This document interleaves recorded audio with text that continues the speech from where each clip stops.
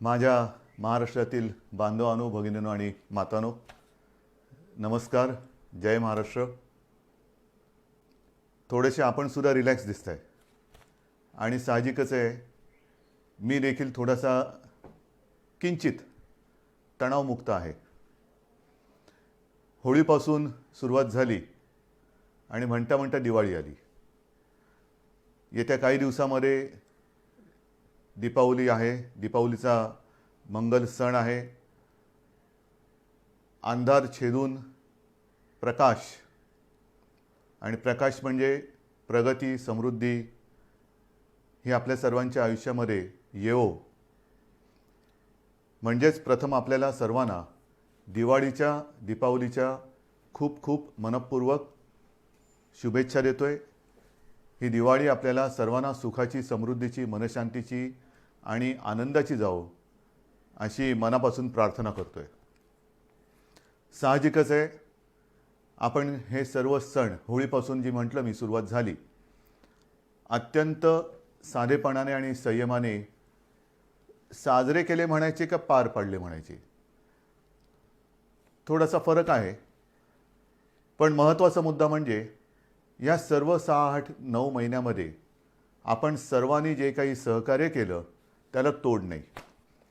आणि हे सहकार्य केलं म्हणून आणि म्हणूनच आज सुरुवातीला मी जे बोललो की आपण दोघंही थोडेसे तणावमुक्त आहोत. आज तणावमुक्त जरी असलो तरी साहजिकच आहे, माझ्या मनामध्ये पुढची जी एक शक्यता आहे दुसऱ्या लाटेची, ती येऊ नये म्हणून देखील एक चिंता आहे, प्रार्थना आहे. आणि त्याच्यासाठी सुद्धा आपल्या सर्वांचं सहकार्य मला अपेक्षित आहे. प्रथम मी दिवाळीबद्दल बोलतो. आत्तापर्यंतचे सगळे सण होते, मग ते गणपती उत्सव असतील, नवरात्री उत्सव आहे, होताच, अगदी दहीहंडी होती, ईद, सगळेच आपल्या पारसी बांधवांचे सुद्धा सण होते, जैन बांधवांचे सण होते, ईद होती, सगळे होते. हे सगळे सण आपण अत्यंत संयमाने घरातल्या घरामध्ये एकमेकाला, हल्ली व्हॉट्सॲपवरनं झाले ना सुरू, हॅपी दिवाळी, हॅपी हे, हॅपी ते, ह्या ह्याच्यातनं साजरे केले. आता दिवाळी आली, जवळपास सगळं काही आपण उघडलेलं आहे. गर्दी मी पाहतोय वाढत चाललेली आहे, चांगली आहे, एक जिवंतपणाचं लक्षण आहे. गर्दी वाढते आहे, सगळे व्यवहार जवळपास पूर्वपदावरती यायला लागलेले आहेत. आणि इथेच मला थोडीशी एक खबरदारी आपण घ्यावी अशी विनंती करायला आज आम्ही संवाद साधत आहे. आपण बघता आहात की गेले काही दिवस महाराष्ट्रामध्ये आणि विशेषतः मुंबई आसपासच्या सर्व परिसरामध्ये, अगदी पुण्यामध्ये सुद्धा हा कोरोना जो काही वाढत होता, अनेक जण आपल्यावरती टीका करत होते, काही जण म्हणत होते की यांच्या कंट्रोलच्या बाहेर चाललेलं आहे. पण आपण सगळ्यांनी जिद्दीने आणि आत्मविश्वासाने, एका शिस्तीने या संकटाचा सामना करत करत करत हा तो जो काय त्याचा चढ होता तो खाली आणलेला आहे. आपल्याकडे हा चढ होता तो उतारावरती आणला आहे, नक्की आणलेला आहे. पण देशात इतरत्र, म्हणजे मी विशेषतः दिल्लीत म्हणेन, जिथे आज आपल्याकडे हजारातला आकडा शेकड्यात आलेला आहे मुंबईतला, आणि राज्यातला आकडासुद्धा नियंत्रणात आलेला आहे, तर तिथे दिल्लीत आपण पाहतात आकडा वाढता वाढता वाढी होत चाललेला आहे. कशामुळे होतं आहे, का झालं, इतर ठिकाणी आकडा वाढतो आहे, पाश्चिमात्य देशात आकडा वाढतो आहे. याचं कारण एक तर दिल्लीमध्ये असं म्हणतात, मी काही दिल्लीत जाऊन बघितलेलं नाही, पण प्रदूषण वाढलेलं आहे. आणि प्रदूषण म्हटल्यानंतर हा जो काही एक विषाणू आहे हा आपल्या श्वसन संस्थेवरती घातक परिणाम करतो. म्हणजे फुफ्फुस असेल, त्या फुफ्फुसामध्ये ते व्हायरल न्यूमोनिया, त्याचा प्रादुर्भाव होतो. आणि काही काही वेळेला किंबहुना अनेकदा आपण बघितलेले आहे की परिस्थिती हाताबाहेर जाते.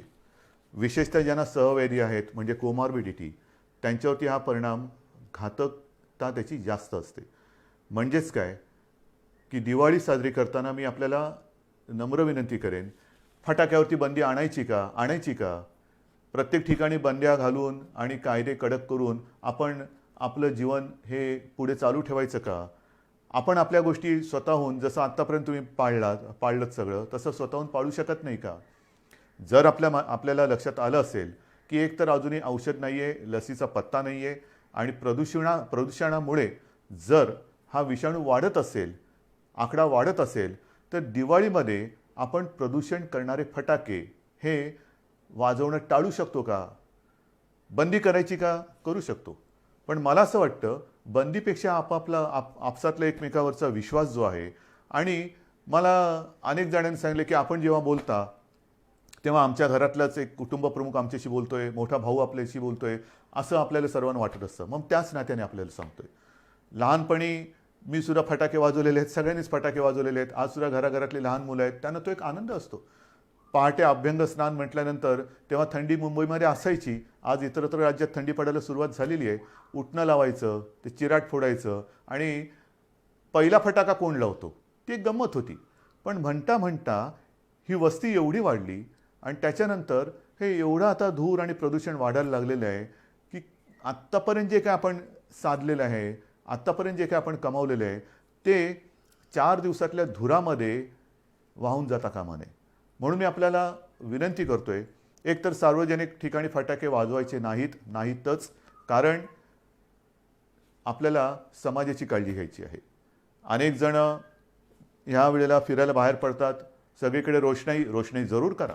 दीपावली म्हटल्यानंतर दीप तर उजळले पाहिजेतच. ही दीपावली वाटली पाहिजेच, पण दीपावली म्हणजे दिवा.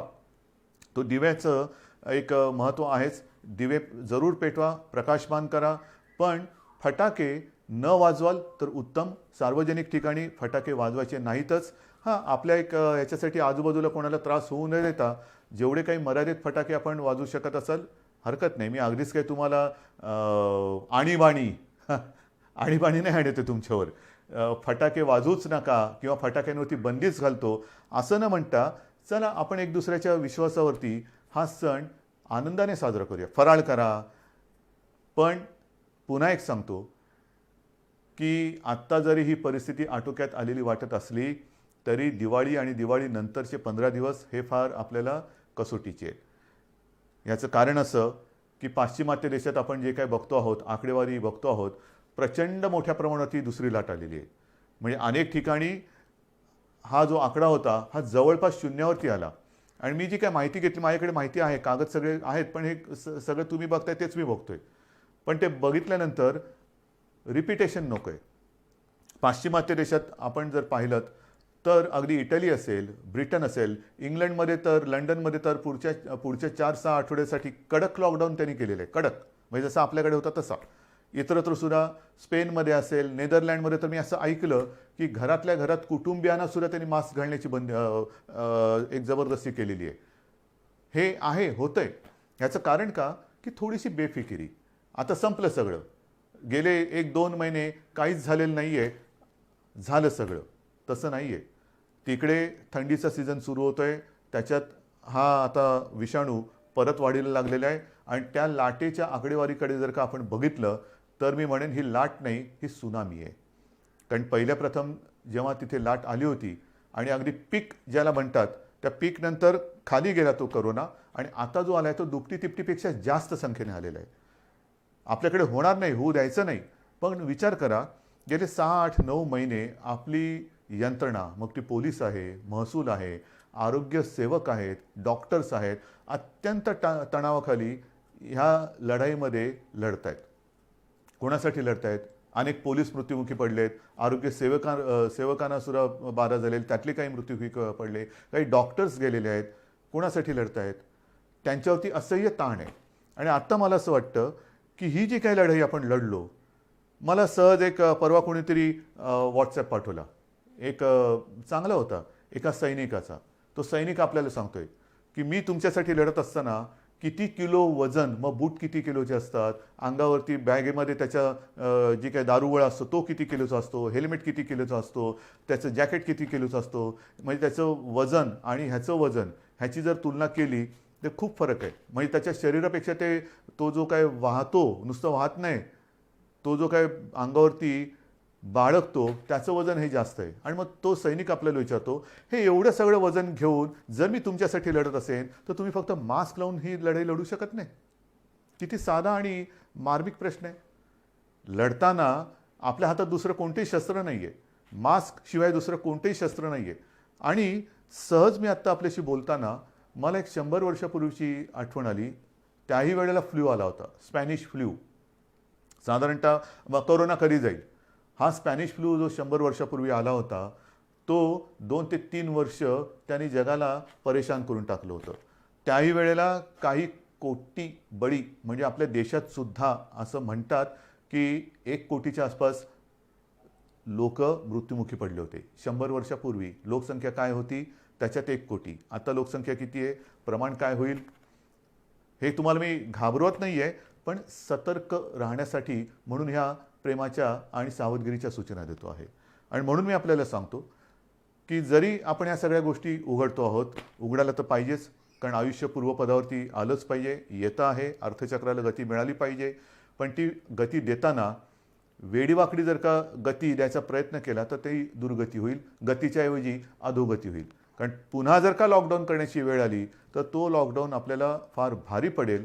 आणि जर का रुग्णसंख्या वाढली तर आत्ता आपण जी सेवांमध्ये वाढ केलेली आहे, जम्बो हॉस्पिटल्स, फील्ड हॉस्पिटल्स, आत्तासुद्धा मी आपल्याशी बोलल्यानंतर मला वाटतं मीरा भाईंदर आणि कल्याण डोंबिवली येथे कोविड केअर सेंटरचं लोकार्पण करणारच आहे.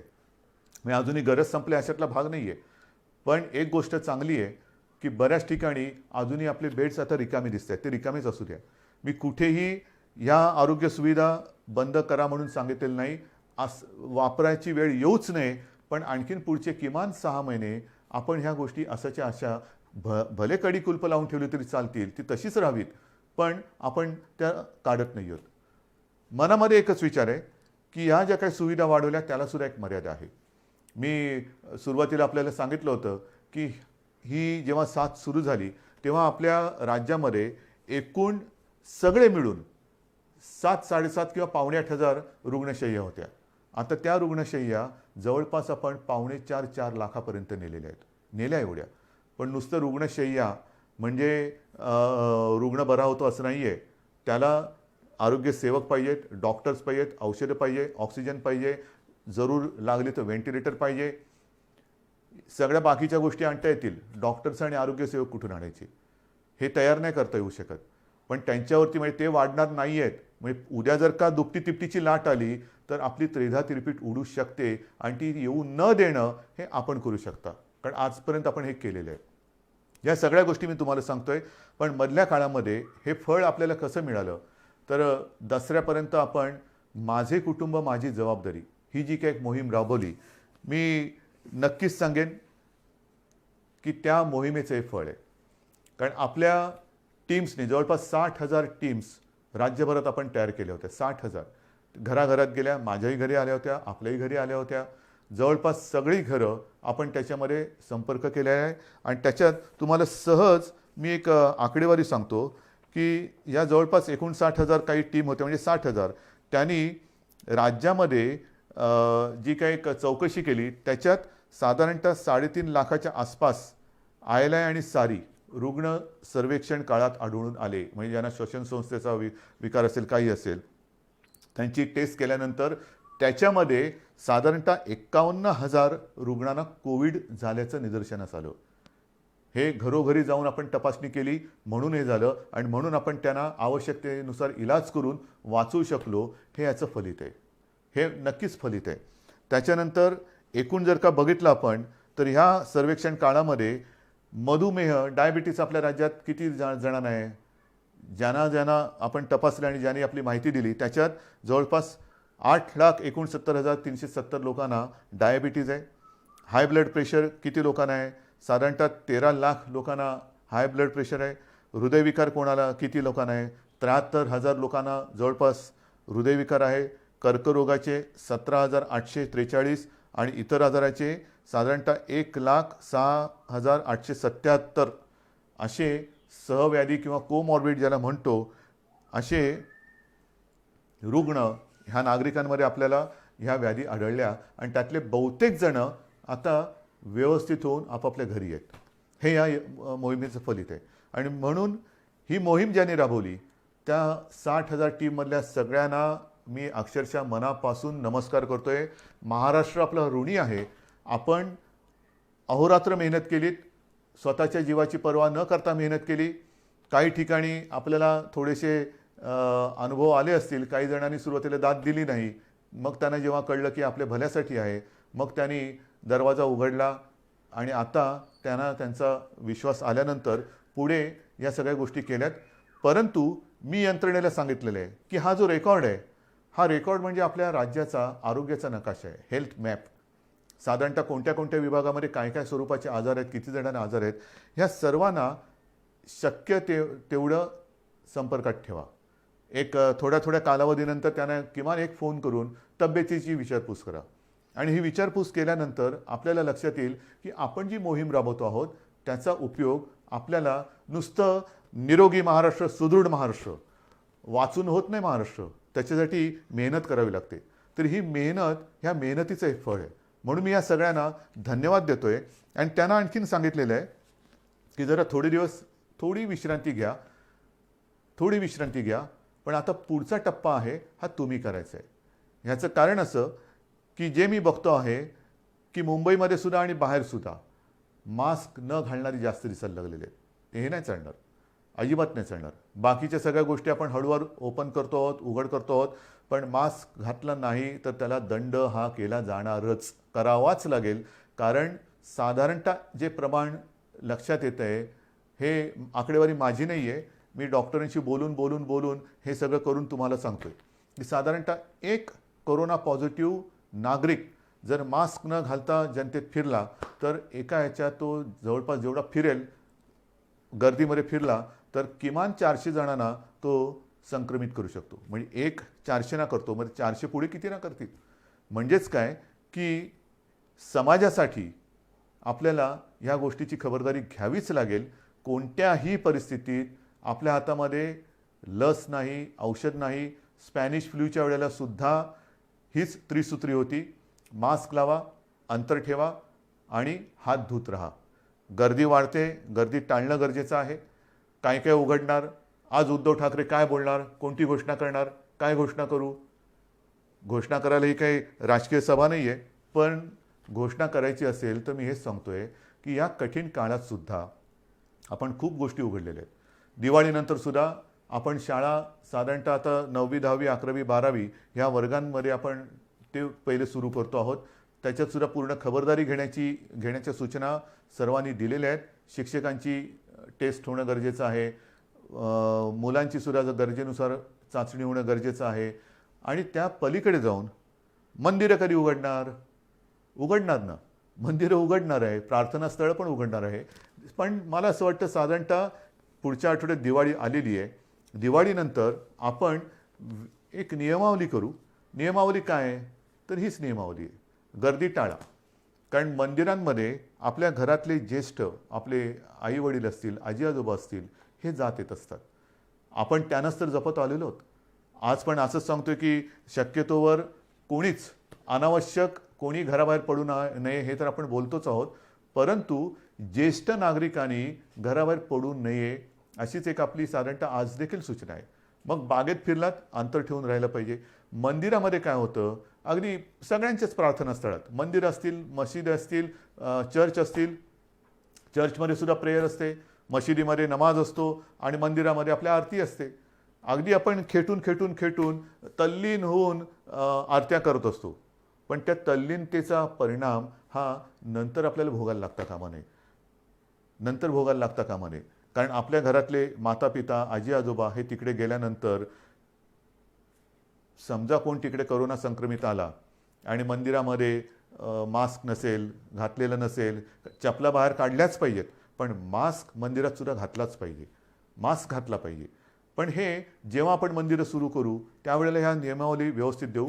पण त्यांच्या एक काळजीपोटी थोडासा आपण मुद्दामून मी थोडा उशीर करतोय. टीका माझ्यावरती होते, करू द्यात. मी सुरुवातीलाच सांगितलेलं आहे, तुमच्या हितासाठी, महाराष्ट्राच्या हितासाठी जर मला वाईटपणा घेण्याची आवश्यकता असेल आणि जर कोणी मला वाईट म्हणत असेल तर तो वाईटपणा तुमच्या हितासाठी मी घ्यायला कधीही तयार आहे. वाईट म्हणणारे 4 दिवस वाईट मला टीका करतील, पण उद्या जर काही गंडांतर आलं तर त्याची जबाबदारी स्वीकारायला हे कोणी येणार नाहीत पुढे. मग तुमचं तुम्ही बघा, आम्ही बोललोच होतो. पण म्हणून आपण थोडंसं सावधपणाने एक एक पावलं पुढे टाकतो आहोत. तर ही मंदिराबाबतची परिस्थिती आहे. शाळांचं मी तुम्हाला सांगितलेलं आहे. महत्त्वाचं म्हणजे काय की गेले 6-8 महिने सगळं बंद असताना आपण महाराष्ट्रामध्ये ज्या काही गोष्टी केलेल्या आहेत, शिवभोजन आपण सातत्याने त्याची व्याप्ती वाढवत चाललेलो आहोत. 5 रुपयामध्ये गोरगरिबांना जेवण. गेल्या वेळेला मी बोललो तेव्हा 2 कोटीच्या आसपास थाळ्यांचा वाटप झाला होता. आज त्याच्यात आणखीन वाढ झालेली आहे. किती गोष्टी सांगायच्या. विशेष म्हणजे मधल्या काळामध्ये महाराष्ट्र द्वेष्ट्यांनी, मी शब्द मुद्दामून वापरतो आहे की या संकटाच्या काळात, जगभर संकट असताना, देशात संकट असताना, राज्यात संकट असताना आणि आपण सगळे कोरोनाच्या संकटाची सामना करत असताना महाराष्ट्र द्वेष्ट्यांनी महाराष्ट्र बदनामीचं जे कारस्थान केलं होतं, महाराष्ट्राची कायदा सुव्यवस्था कोलमडून पडलेली आहे, इकडे सगळं अंमली पदार्थाच्या शेत्या होत्या आहेत, हे मी मागे सुद्धा दसऱ्याच्या भाषणात बोललो. पण ते कारस्थान तोडून मोडून काढून जूनमध्ये आपण 17,000 कोटींचे सामंजस्य करार केले. मला त्याच्याबद्दल अभिमान आहे. काही विदेशी कंपन्या त्याच्यामध्ये आल्या. नुसते सामंजस्य करार म्हणजे कागदावरती करून, पावसाळा होता म्हणून कागदी होड्या करून सोडल्या नाहीत पाण्यामध्ये. तर त्याच्यापैकी अनेक जणांना जागासुद्धा दिल्या गेलेल्या आहेत आणि काही जणांना येत्या काही दिवसात जागा दिल्या जातील आणि प्रत्यक्ष कामसुद्धा तिथे सुरू होईल. ही गुंतवणूक आलेली आहे. गेल्या आठवड्यामध्ये त्याचं पुढचं पाऊल टाकलं आहे. 35,000 कोटीचे सामंजस्य करार केलेले आहेत.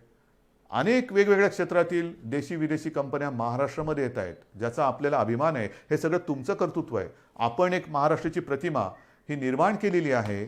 त्या प्रतिमेचं हे फलित आहे. म्हणजेच लॉकडाऊन म्हटल्यानंतर सगळे कडी-कुलपं लावून घरी नाही बसलो. घरी तर बसलो आहे.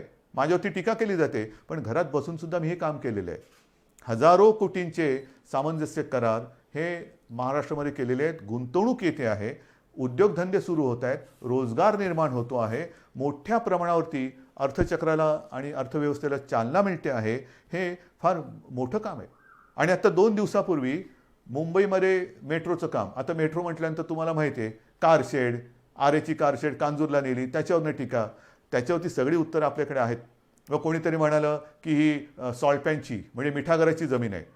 हे सगळे जे टीका करतायत त्यांना समर्पक उत्तरं देऊ. पण मिठागराची जमीन आहे म्हणणाऱ्याने एक कळत नाही आहे की तुम्ही आमच्या मुंबईकरांच्या प्रोजेक्टमध्ये मिठाचा खडा टाकतात.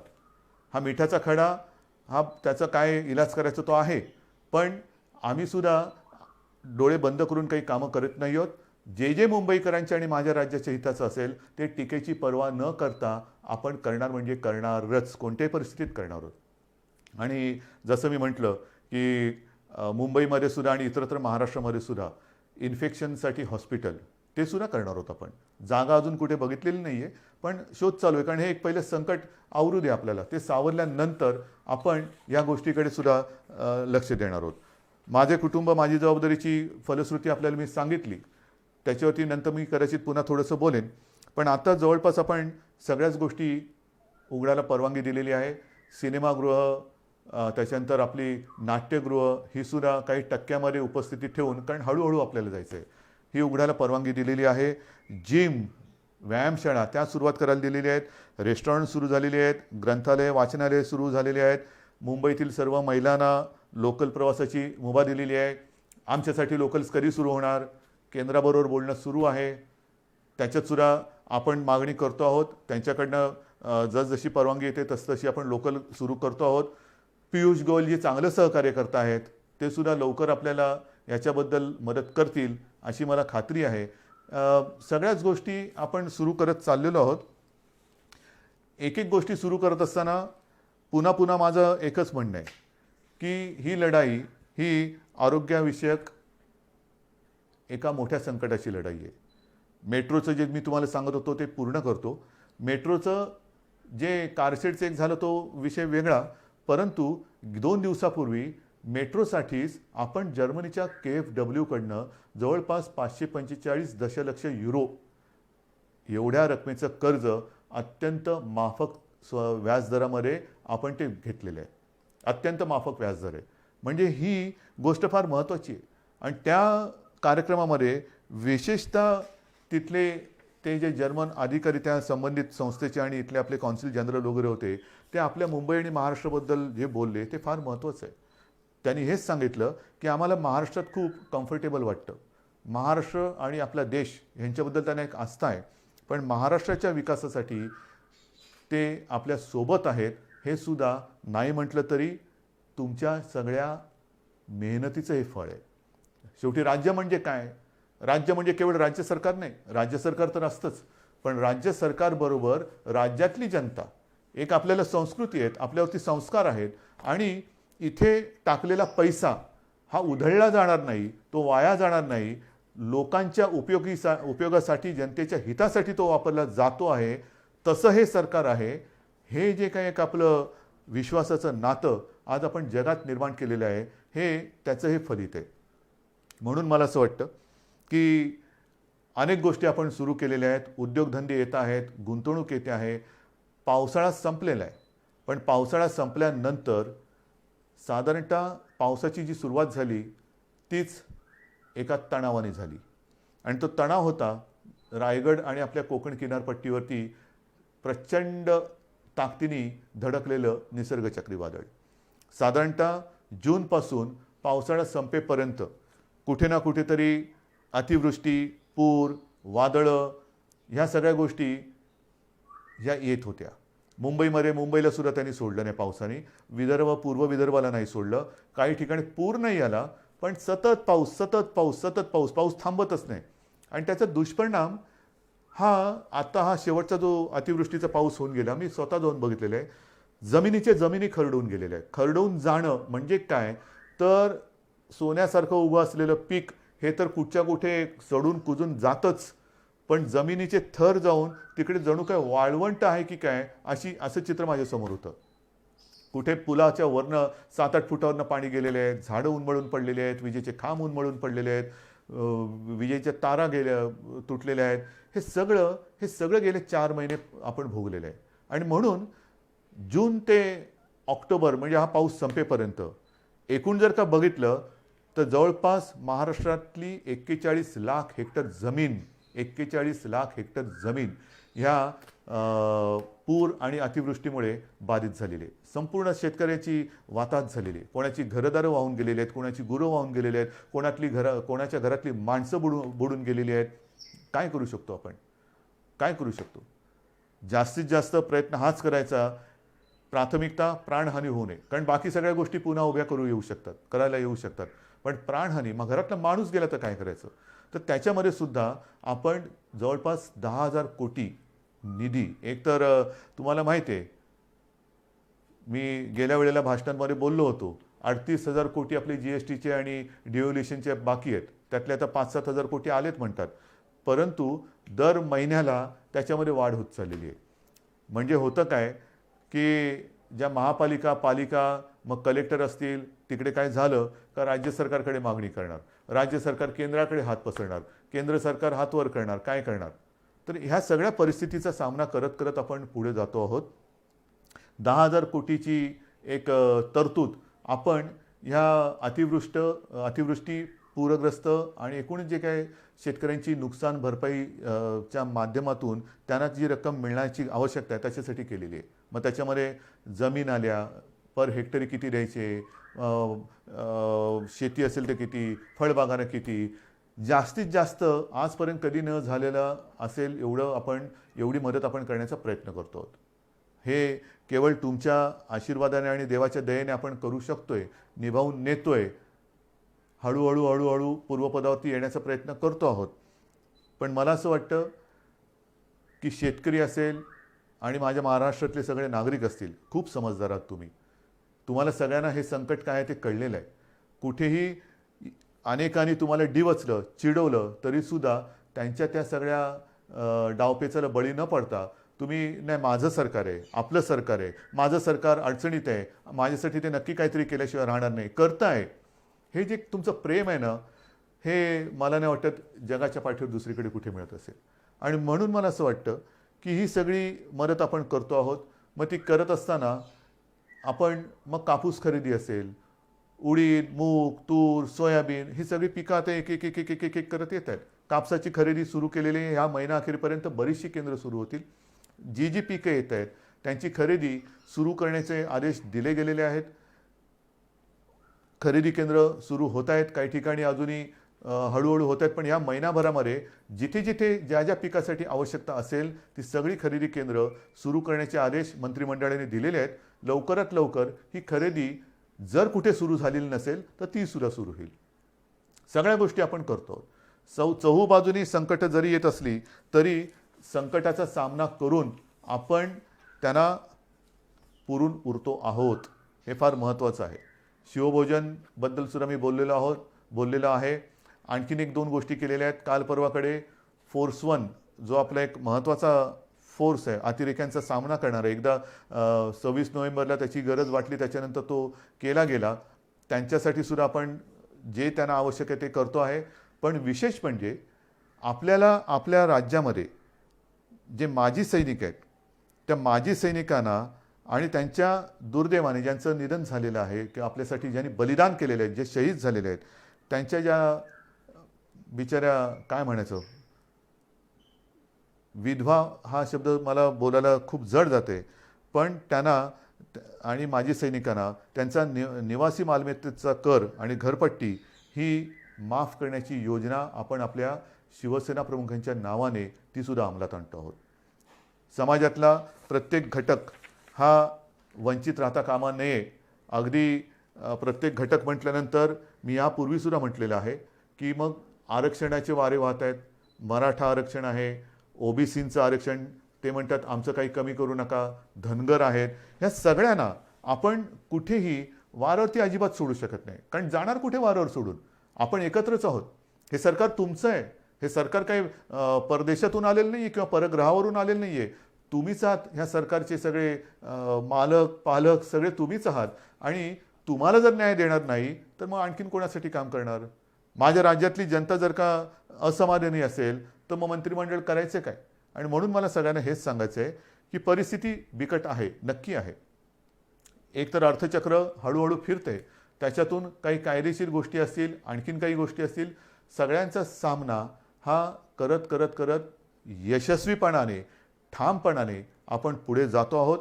मला तूर्त आपल्याला एवढंच सांगायचं आहे की येणारी दीपावली आणि त्याच्यानंतरचे सण कुठेही आपल्याकडनं गर्दी होऊ देऊ नका. कारण परदेशामध्ये ज्याच्याप्रमाणे मी सांगितलं, माझ्याकडे ती यादी आहे की एकमेकाच्या घरी जायला सुद्धा आता त्यांनी बंदी केलेली आहे. आपल्याला असं काय करायचं नाही. आत्ता आपण हळूहळू सगळे दरवाजे उघडतो आहोत. पण पुन्हा एकदा सांगतो, ह्या उघडलेल्या दरवाजातून दीपावलीच्या निमित्ताने सुख समृद्धी मनशांती येऊ द्या. कोरोना येऊ देऊ नका. प्रदूषण टाळा, फटाके टाळा, फराळ करा, दीपावली साजरी करा, आकाशकंदील लावा, प्रकाशमान सगळं आयुष्य होऊ द्या. पण प्रदूषणकारी असं काही करू नका.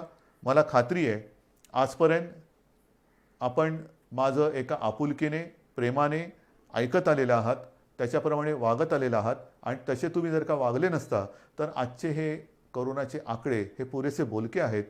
ते आकडे आपण तिथपर्यंत येऊ शकलो नसतो. हे आकडे आपल्याला आता शून्यावरती आणायचे आहेत आणि आपण ते आणू शकतो. आपण हे करून दाखवले ज्याला म्हणतो ना, तसं हे तुम्ही करून दाखवलेले आहात. आता ह्याच्यात अजिबात वाढ होऊ द्यायची नाही. सर्वांनी आनंदात राहा, निरोगी राहा, मास्क लावा, हात धुत राहा आणि एकमेकापासून अंतर ठेवा. जय हिंद, जय महाराष्ट्र.